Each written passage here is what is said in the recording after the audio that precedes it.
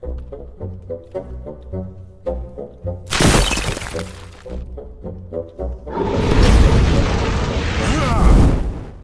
everybody, it's me, Riffraff Hornhelm, and I'm back again with another presentation from the Dwarven Vault, and today we have a monster review. Today we're going to look at a very simple creature from the original monster manual, and that would be the giant ant. Now, like I said, this is the giant ant as brought to us from the original monster manual for use with Dungeons and Dragons, basic, advanced, first edition, or what's typically called first edition. And it is like I said, a simple creature. Now, regrettably, it's not like the giant ants that you see in movies like Them or something like that. They're not enormous. The ones that are in the monster manual are only about 2 feet long. But they show up in groups of 1 to 100, and they have an armor class of 3, which is pretty low, and 2 hit dice apiece. Now, at 2 foot long, you wouldn't think that's that big a deal, but when they're showing up in groups of 1 to 100, that can be quite spectacular. Now, normally they just bite you with their mandibles, and I think it's 1 to 6 damage or something like that. But the warrior ants, and the DM, of course, will determine what proportion of those 1 to 100 are warrior ants, will bite you and then also sting you. If they sting you, it is something where you need to make a save versus poison. If you're successful, you only take 1 to 4 points of damage. Well, of course, if you're unsuccessful, you take 3 to 12 points of damage. Now, this isn't like save from death or paralyzation or anything like that. The only difference is you either take 1 to 4 if you're successful with your save, or 3 to 12 if you're not. Now, needless to say, 1 to 100 of these, even if, say, 1 in 4 has this sting ability, or 1 in 5, or whatever it may be, that's pretty nasty. And even just the regular mandibles clamping onto you and doing damage would be tough to deal with. And of course, that many can definitely swarm you under, which makes for a very interesting encounter. And like I said, it's unfortunate that these aren't like ginormous. There is a ginormous ant that comes later in the history of Dungeons and Dragons, but this is the one that came out in the original monster manual. Now, they can be hit with normal weapons. They have no resistance to magic, just standard resistance. And, of course, they're not smart beyond intelligence that's usually directed by the hive, and that would be the ant queen. Now, the ant queen has 10 hit dice. It can't really move around and do anything to you, but it'll always be surrounded by a high proportion of warrior ants, which of course can do a lot more damage. And that's only going to be down in the queen's chamber where the eggs are and all that kind of good stuff. At the same time, if this is a wandering encounter and you're looking for any treasure out of it, whatever treasure there is going to be down in the queen's hive.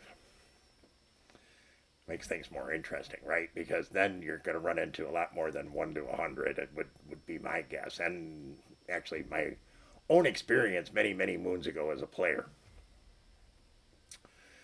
So, do us dwarves run into these creatures? Yeah.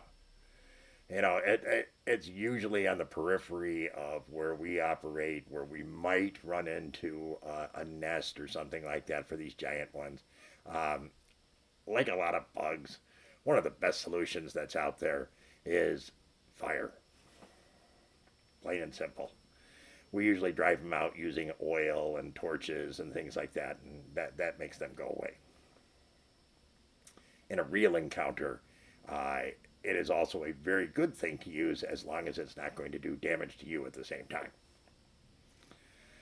Now, us dwarves have definitely, like I said, run into these, but they're not the most difficult thing out there. Having said that, if you're a small party and it's a normal-sized group of these ants, that can really be a problem. And of course, over the life of D&D, more and more versions of ants have come out over time, not just larger, but ones that have more specific and special abilities. But we're not here to talk about that.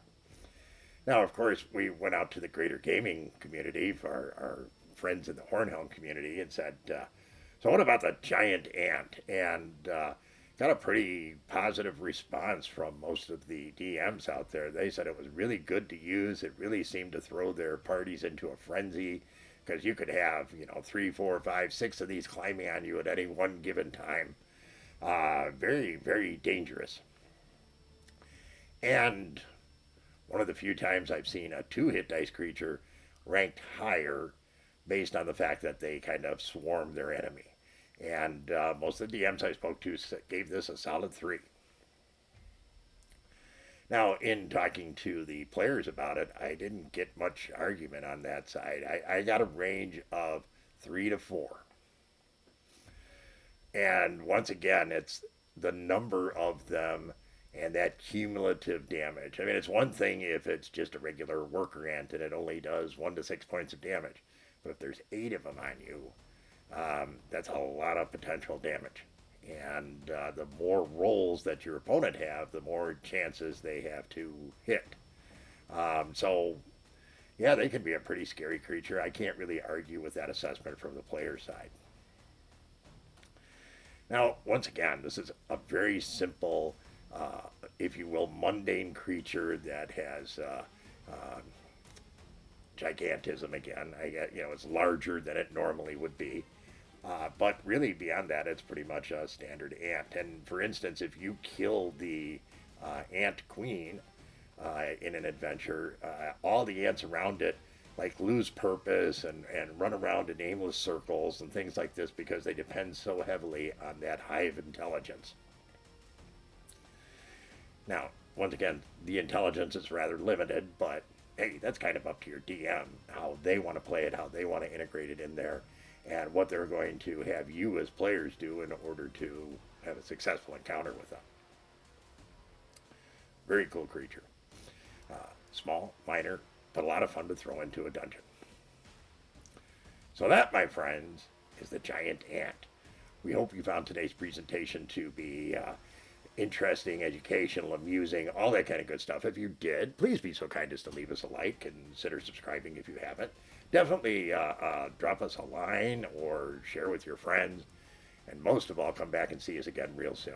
We thank you so very much for your kind support. Take care, everyone. And remember, dwarves rock!